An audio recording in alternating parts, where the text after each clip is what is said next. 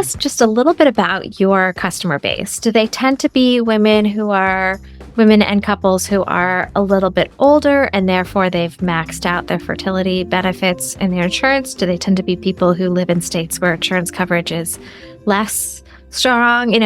Are you seeing any demographic trends that we should know about? Yeah, that is a great question. The short answer is that I think a lot of people in the industry are always surprised by how many people want this financial support. So in states where we have insurance coverage, we still see about 20 to 30% of people paying totally out of pocket. They don't have any sort of coverage who are actually at a fertility clinic. We know nationwide about out of every 100 people that are facing fertility challenges, only 8 go and speak to a fertility doctor. So that's just saying out of the ones that make it to a fertility doctor, they still have a need. There's so many other people out there who are perhaps self-employed or moved recently and wouldn't qualify for coverage that just aren't starting the process because they think they wouldn't be able to afford it. In terms of demographics, I will say over the past several years that I've been in this industry, I personally have seen more and people start younger and younger with fertility journeys. So I think there's a general perception like family building is being delayed. That's the biggest cause of fertility needs, but that's really not the case. We see fertility challenges trending younger, and there's a lot of data to support that. And the other big demographic that we serve a lot of, almost half of our customers are Q or solo parents by choice. So people who are just looking for alternative ways to build a family outside of using their own biology.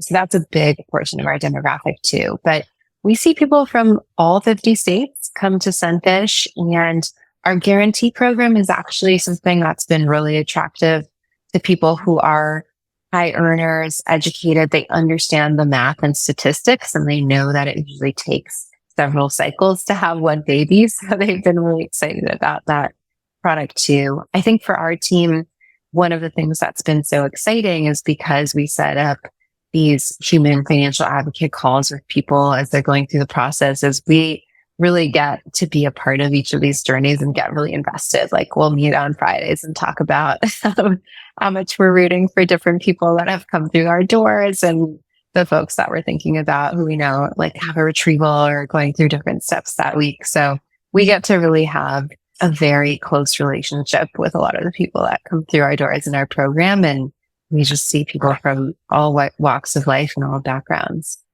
Oh, I love that. In terms of when I really think about who we want to help, I had this one couple that came to me early in my days of working at a surrogacy journey who had gone through 4 years of miscarriages, and which is obviously devastating. They came to us, and when I told them the price of how much it would cost to start surrogacy, they actually started crying, and they were like, listen, it's going to take me 4 more years to save up enough just to start this process, which means they wouldn't be having a baby until 10 years after when they thought they were ready. So that for me was such a moment where I was like, oh my God, we need to figure out some sort of financial solution to help people not have to wait to save all this money up in order to just be able to start building their family. Hi, I hope you loved this little excerpt of Stork'd, the podcast where we talk about all things family building and families. This was a little taste of the bigger episode. We call it a Stork'd Munchkin. If you love what you heard, I highly encourage you to check out the full episode wherever you listen to podcasts. You can also find it on the Stork'd website at storkdpodcast.com. If you're in the process of building your own family or exploring what family means to you, and you want to stay up to date on all relevant topics related to family building, don't forget to subscribe to our newsletter. It's called Let's Start a Family, and it is found on Substack. Happy listening.